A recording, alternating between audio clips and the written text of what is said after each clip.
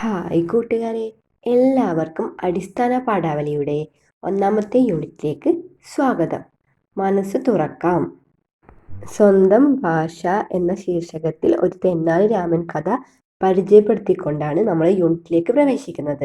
നമ്മുടെ വികാരങ്ങൾ ശക്തമായി പ്രകടിപ്പിക്കുന്നതും നമ്മെ ചേർത്തുപിടിക്കുന്നതും മാതൃഭാഷയ്ക്ക് കഴിയുമെന്ന ആശയം പകരുന്ന മാതൃഭാഷ നമ്മെ ചേർത്ത് നിർത്തുന്നു എന്ന ലേഖനമാണ് യൂണിറ്റിലെ ആദ്യ പാഠം.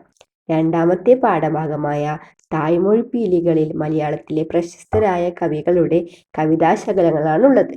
കൂടാതെ പരിസ്ഥിതിക്ക് മാതൃഭാഷയുമായുള്ള ബന്ധം വിശകലനം ചെയ്യുന്ന ഡോക്ടർ വത്സൻ വധശ്ശേരിയുടെ ലേഖനവും പക്ഷികളും ചെറുജീവികളും മരങ്ങളും എല്ലാം ചേർന്ന അത്ഭുത ലോകത്തെ പരിചയപ്പെടുത്തുന്ന പ്രശസ്ത സാഹിത്യകാരൻ സക്കറിയയുടെ കഥയുമാണ് ഈ യൂണിറ്റിലുള്ളത്.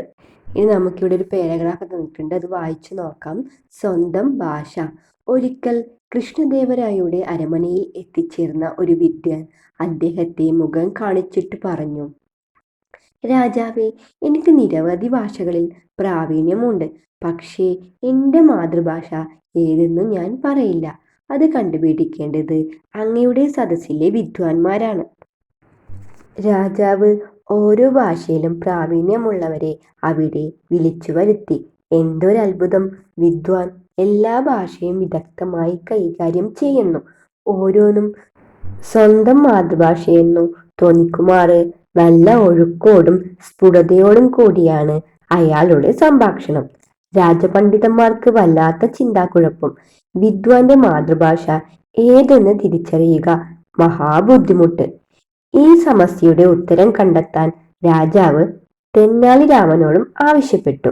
രാമൻ വിദ്വാന്റെ അടുത്തെത്തി. എന്നിട്ട് എന്തായിരിക്കും സംഭവിച്ചിട്ടുണ്ടാവും മക്കളെ? ചിത്രം നോക്കിയേ. തെന്നാലി രാമൻ വിദ്വാന്റെ കാലിനൊരു ചവിട്ട് നൽകി, അല്ലേ? ഉടനെ വിദ്വാൻ ഉറക്കെ നിലവിളിച്ചു, അമ്മാ എന്ന്. ആളുകൾക്ക് അതോടെ മനസ്സിലായി അയാളുടെ മാതൃഭാഷ ഏതെന്ന്. രാജാവ് തെന്നാലി രാമന് ധാരാളം പാരിതോഷികങ്ങൾ നൽകി അദ്ദേഹത്തെ അഭിനന്ദിച്ചു. ചിത്രം കൂടി ചേർത്ത് വായിക്കുമ്പോൾ മാതൃഭാഷയുടെ ഏത് സവിശേഷതയാണ് കഥയിൽ നിന്ന് മനസ്സിലാകുന്നത്? ചർച്ച ചെയ്യുക. എന്തായിരിക്കും മക്കളെ? എത്ര ഭാഷകളിൽ പ്രാവീണ്യം ഉണ്ടെങ്കിലും നാം ചിന്തിക്കുന്നതും സ്വപ്നം കാണുന്നതുമെല്ലാം നമ്മുടെ മാതൃഭാഷയിലായിരിക്കും. കാലിൽ ഒരു മുള്ളു കൊള്ളുകയോ കല്ലിത്തട്ട് വീഴാൻ തുടങ്ങുകയോ അപ്രതീക്ഷിതമായി ഭയപ്പെടുകയോ ഒക്കെ ചെയ്യുമ്പോൾ ഈ വികാരം നമ്മുടെ ഉള്ളിൽ നിന്ന് അറിയാതെ പുറത്തു വരുന്നത് മാതൃഭാഷയിലായിരിക്കും. വിവിധ ഭാഷകളിൽ പണ്ഡിതനായ ഒരാളുടെ മാതൃഭാഷ കണ്ടെത്താൻ അപ്രതീക്ഷിതമായി അയാളുടെ കാലിൽ ചവിട്ടുകയാണ് തെന്നാലി രാമൻ ചെയ്തത്. ആ വേദനയിൽ അമ്മ എന്ന് അയാൾ അറിയാതെ നിലവിളിച്ചു.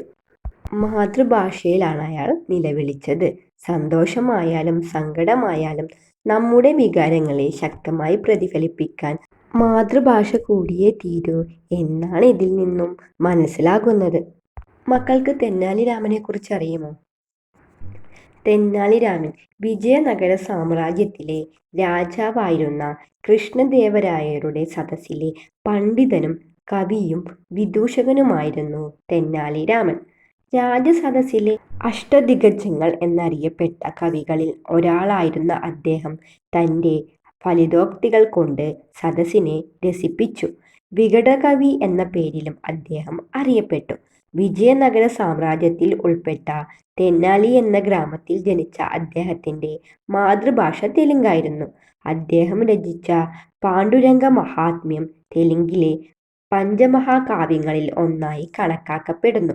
ചിരിക്കാനും ചിന്തിക്കാനും പ്രേരിപ്പിക്കുന്ന തെന്നാലി രാമൻ കഥകൾ കുട്ടികൾക്ക് ഏറെ പ്രിയപ്പെട്ടതാണ്.